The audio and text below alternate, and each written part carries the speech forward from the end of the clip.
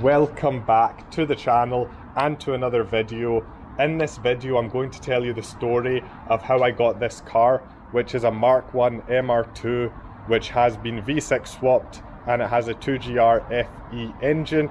This car was actually abandoned and the story is quite interesting, so I'll get into that and I'll tell you the story of how I found and got my hands on this car. Okay, so the story starts in lockdown 2020 when I bought this Mk1 MR2, and this is just an ordinary 4AGE Mk1 MR2 with a lot of rust. As you can see, the sills, the floor, the back, the other side is just rust everywhere. So if I open the engine bay, you'll see it's just got a normal 4AGE engine. So because of this car I was kind of familiar with the Mk1s at the time in 2020. Now, one of my friends, George, so he was helping me work on this car at the time. He seen this car abandoned in a car park around that time in 2020. So he sent me a picture of it, and that was back then. So this was 2020. Okay, so here's some pictures of the car sitting in the car park abandoned. I was looking at the timestamp on the pictures and it turns out they're actually from 2021, so it's hard to say how long the car was sitting there. Now fast forward about a year and a half to early 2022, I seen an ad come up on Facebook and it was for this car. But on the ad it didn't mention anything about a V6, it was just a normal Mk1 MR2. The guy actually wrote 1.6 engine in the description, and the car was actually about a 2 to 3 minute drive from where I was working at the time. So I thought, why not go and see the car? Okay, so since the car was close to my work, I decided to go and see it. Why not? It's a really nice colour and I had an interest in Mk1 MR2s at the time, so I decided to go and see it. Now, the first thing I noticed was a ton of rust, like any Mk1 MR2, but I also noticed something else when I opened the frunk, because I don't know why, but I was looking at the frunk first. So the first thing I noticed, and you get through all of this, was this here, because the radiator was there and I seen this sticker, Wood Sport, and I was like, that's quite a chunky radiator. Now I didn't know much about Wood Sport. I've done a bit of research, I know a bit more about them now. So I thought, okay, it's got a Wood Sport radiator on it, and I knew Wood Sport were into the V6 swaps because I'd read about them for the Mk2 MR2s. So I knew they'd done V6 swaps, and this is when my friend George, who was looking in the engine bay, called me to the back. So he called me to the back of the car and he said, look at this. And then we both looked in and we seen the engine and we looked at each other and we're like, that's not a 4AGE. So to show the difference, that's what we seen, and what we were expecting to see was a 4AGE engine like that, the tiny 1.6 litre 4AGE. So at this point we both knew it was a special car. I didn't know what V6 was in it. I thought it was maybe one of the very common swaps they do in the Mk2, maybe like 180 horsepower, something like that. But I thought, you know what, a V6 swapped Mk1 MR2 is a really special car. So talked to the guy, got a deal sorted, and I purchased this car. Now the question you're going to ask is, how did the guy selling it not know it was V6 swapped? So he explained the story to me. So he was a local shop owner and he seen the car in the car park, which is literally next to his work, and it'd been sitting there for years. At minimum, I know it was there in 2020, so a minimum of about 2 years, probably a bit longer. Now he said he's seen the car every day and he thought it was a really nice car, and then one day he's seen a mechanic taking the car into the local MOT station, and the car ended up failing on a ton of rust because of the rear sills and a bit here, a bit there. The radiator was leaking, so a coolant leak. So the car did fail its MOT, and the local shop owner went and inquired. He went to the garage and said, what's happening with this car? I'm interested in it, let me let me buy the car. So he does that, and I don't know where the owner is at this point, if it's a family friend or it's another owner, because there's no way the person who built this car would have sold it that cheap. But he sold it to the local shopkeeper for literally pennies, and then that local shopkeeper put it on Gumtree, where I seen the car for sale. I've actually got the receipt from the guy. I'll show you the receipt. I'll just cover the address. Received full and final payment for MR2, log number C232HFL, 6th of February 2022. So I got the car, and I got the original key as well, immobilized. It's got an aftermarket immobilizer, because remember, he's bought it off whoever had possession of the car before through the garage, and I think it must have been a family friend or someone else as to the original owner of this car. That's just me guessing, but again, I wasn't in contact, so I don't know the full story there.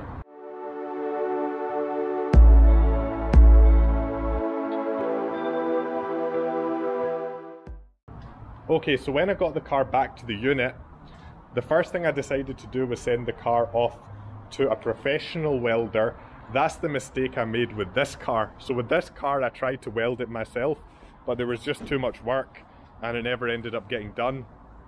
But this car's really, really rusty. But you can see some of the floor I'd done about 3 years ago now in lockdown, and the metal's still solid, surprisingly.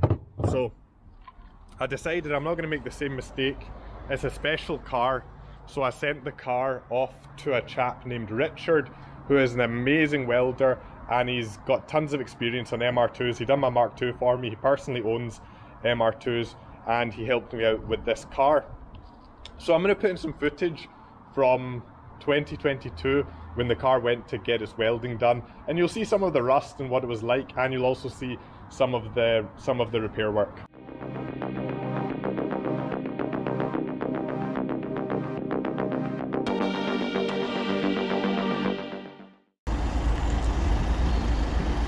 Okay guys, so I'm at my friend Richard's place, and he's going to be working on the Mark I, doing some welding, and I'll show you some of the stuff that's actually, or some of the places that actually need welding.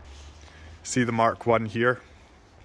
I'll show you the engine bay because I've not actually shown the engine yet, but the kind of main bit of work that needs done is the rear sills. You can see it's just completely rusted away, so you've got that, and there's also some repair needing done here. And it's kind of same on the other side, so if we go around, you can see that there. So the car will be up on the ramp to have a closer look underneath and see if it needs any other work. But this is kind of the first stage of getting this car back on road, just to sort out all of the rust. So I don't think I've shown the engine yet, so for the first time, there it is. It's absolutely insane. 3.5 litre 2gr-fe. So starting on the left hand side, you can see where he's rebuilding that rear sill that was completely rusted away, and the back bumper's been taken off with the lights and the number plate, and you can see that rear corner has been completely rebuilt. And again, there's no panels available for this car, so Richard's had to fabricate everything himself. And again, you can see that rear sill he's done there. There was quite a bit of body filler, he was saying, so he had to take that back to get to the metal, and he's done the repair work. Underneath the car, you can see it's relatively clean for it being a Mark Ia, but I'm sure when the engine swap was done, they've probably undersealed it. Okay, so the next piece of the story was the front crash bar. On this car, it was completely rusted and destroyed. So the guy who had the car, the shopkeeper, he only had it for, he didn't have the car that long, but he tried to tow the car through the crash bar. So on these, you've got tow points like this here that you can pull the car on, but on the crash bar, there's also these here. So he tried to tow the car on that, and he completely destroyed the crash bar, as you can see. And it was also really rusty anyway. So I had to get a replacement, but this is a Mark Ia, it being a 1985, and finding a front crash bar for this car is near impossible. So I got in contact with Mr. Neil Jones.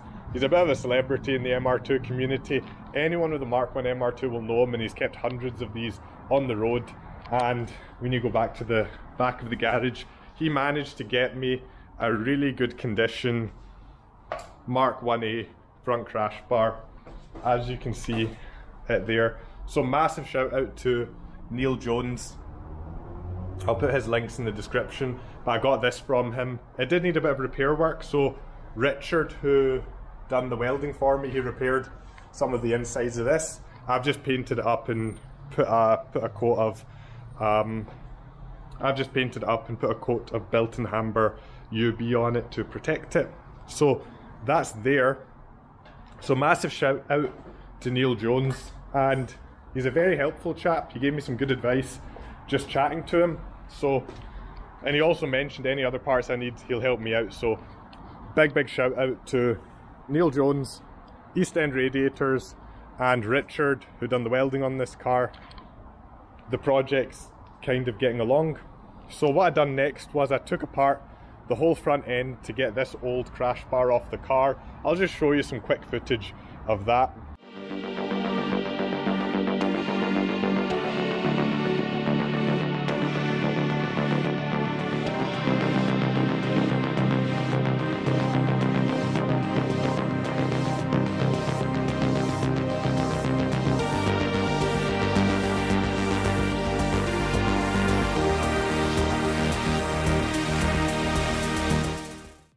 Yeah, you can see this front crash bar is completely gone. Really rusty, completely destroyed, pulled forward.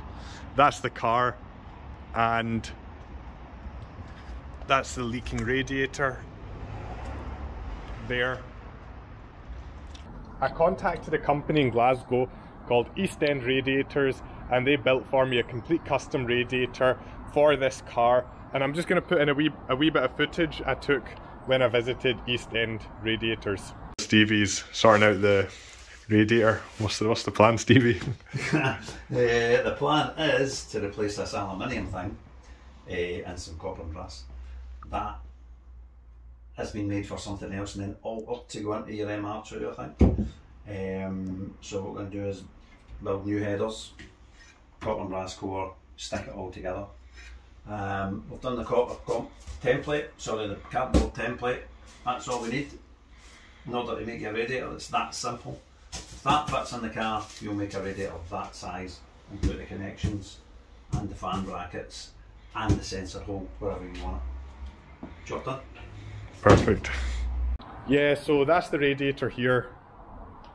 It's difficult to see, but it's nice and chunky like the one that came off the car, and this is brass and copper, I think is what he was saying.